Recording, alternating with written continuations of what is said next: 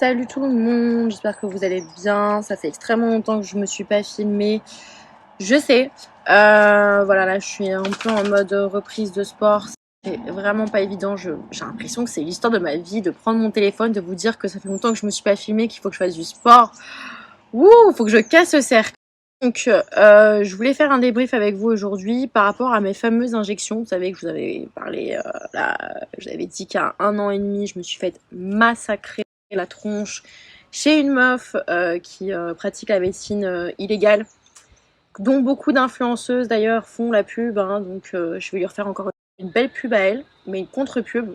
Donc, je suis allée aujourd'hui donc voir un médecin, une femme médecin, top au final d'ailleurs au passage, qui est donc une dermatologue spécialisée dans l'esthétisme. Donc elle est dermato, spécialiste de la peau, et à côté elle fait des injections ou elle en défait, ça dépend.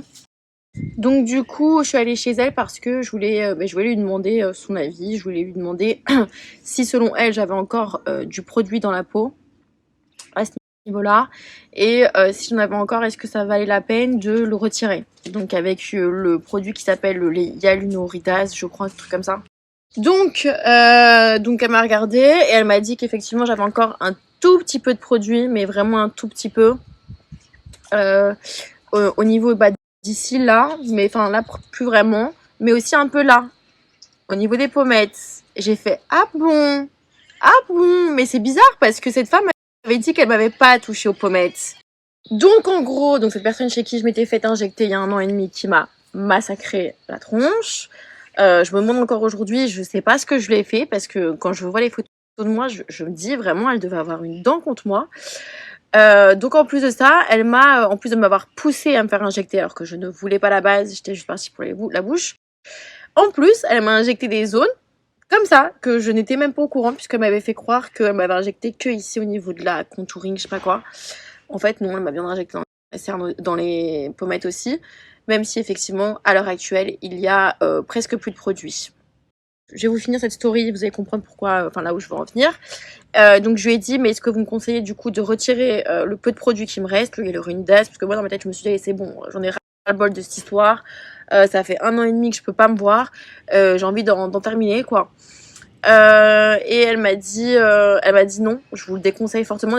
Elle m'a même dit que c'était surtout pas ce qu'il fallait faire, au vu du peu de produits qui restaient, et qu'en fait le hyaluronidase c'est pas du tout un produit miracle comme les influenceuses peuvent vous le dire, parce que y a beaucoup d'allergies, notamment des œdèmes de Quincke, et en plus je fais des œdèmes de Quincke, donc je peux vraiment pas le faire, et et en plus ça détruit votre vrai acier hyaluronique que vous avez, donc il y a comment dire, un risque de vieillissement de la peau. Donc petit débrief de cette story, en gros pour vous dire que déjà de 1, faites très attention à là où vous faites injecter. Petit conseil de vous à moi, tous les influenceurs qui vous conseillent des chirurgiens, n'allez surtout pas chez ces chirurgiens, parce qu'un vrai bon chirurgien esthétique n'aura jamais besoin de passer par un influenceur, encore moins un influenceur de télé-réalité, parce que c'est vraiment le truc le moins, enfin voilà quoi, glam je pense. Et qu'est-ce que je voulais vous dire, et aussi pour ces femmes qui se font des injections qui sont ratées, attention, le produit hyaluronidase n'est pas un produit miracle comme on vous le vend. Comme je vous le dis, il y a ce risque de détruire votre vrai acide, donc votre peau peut relâcher, peut tomber, peut vieillir, et vous pouvez faire des allergies qui peuvent être extrêmement dangereuses, voire mortelles. Voilà. Comme ça, je voudrais faire un bon débrief. Donc parfois, dans certains cas, c'est plus judicieux d'attendre, tout simplement. Comme moi, je vous dis, ça fait 1 an et demi que je prends mon mal en patience, mais ma punition, c'est ma punition. Je prends mon mal en patience. Bon, là, si j'ai le visage gonflé, les gars, c'est normal. C'est parce que j'ai trop bouffé en Italie. Oh, je l'avais été aussi grosse. Mais par contre, Vénus de Milo, hein. Les formes. Alors là, s'il y a les hommes qui aiment des formes, les gars, je suis votre sexy mama. Oui.